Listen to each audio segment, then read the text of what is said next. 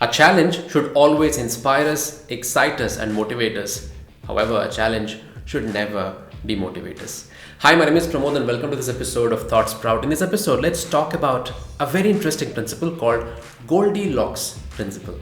There is a story called The Three Bears.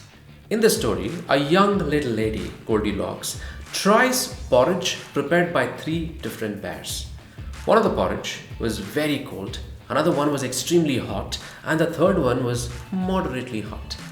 Goldilocks likes the one that was moderately hot.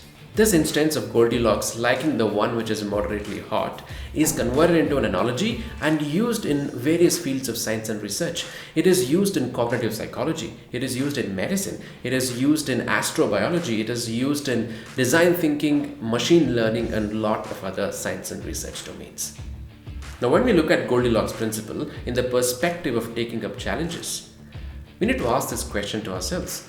Are we taking the right amount of challenge, which is not too less, which will not inspire us because it is too common and we are already above that particular level, that is not challenging us or exciting us?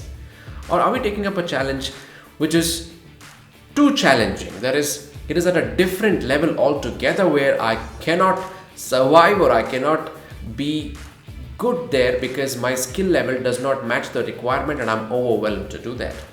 Or am I taking up a challenge which is moderately challenging or moderately difficult, which is pushing me to go a couple of levels above my current level, which is just enough to excite me, just enough to push me, just enough to put me into a state of flow where I get into the task, learn, and then progress step by step.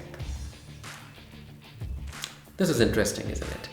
If we take up something which is very much above our current level of skill, we may end up demotivating ourselves.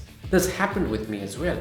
I wanted to go ahead and publish 3 episodes of 1-minute videos every single week. And I did try for a couple of weeks. This required a lot of time, this required a lot of study and a lot of editing skills as well in it, because there is a lot of work that goes behind in publishing each of the videos. It was overwhelming for me. I did a couple of weeks, but I couldn't sustain it and I stopped making the videos for a couple of months. Now, this was because the challenge that I took up was too overwhelming and my mind wanted to avoid it completely. However, later, I changed the challenge to posting 1 video a week. When I took up this challenge of posting 1 video a week, it was better for me because it wasn't as difficult as it was before, and it is not as easy as well because previously I didn't have a schedule. I was just posting it randomly, but when I told myself I'll publish 1 in a week, it challenged me enough to keep it interesting. It challenged me enough to go ahead and research on one particular topic every single week and work on publishing that particular video. So that helped in sustaining my vlog, which is called as hashtag in a minute. Currently I've published 119 episodes and it is still ticking. In the same way, when we take up too much, when we look at other people who are doing different tasks, we might compare ourselves with them and then think, I should do that too. We look at somebody achieving so much in material success and other forms of success, and we might suddenly feel, I want to do that too, and take up that big challenge of getting that to that particular level immediately. Now, when we look at that, it could be motivating when we emotionally think about it, but the next moment when you get into the actual task, that's where we realize this is too much for me. This requires a lot of skill. That might end up demotivating us and stay away from that particular challenge. Rather, if we look at one step at a time, if we look at that, what is that next step I can take which will make me better than what I was yesterday?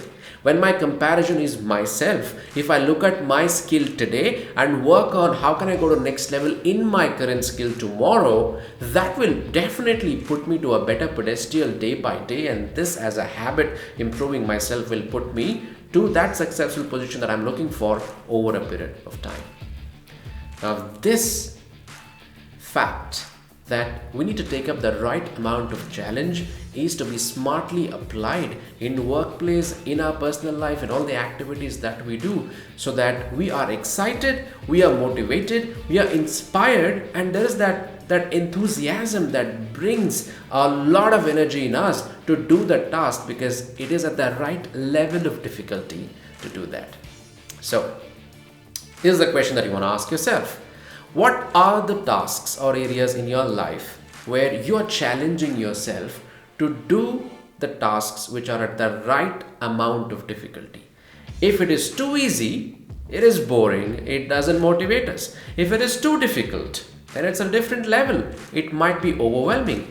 But taking up the challenge right at the edge of your difficulty level will always keep us inspired, motivated, enthusiastic, and also energetic towards that particular task.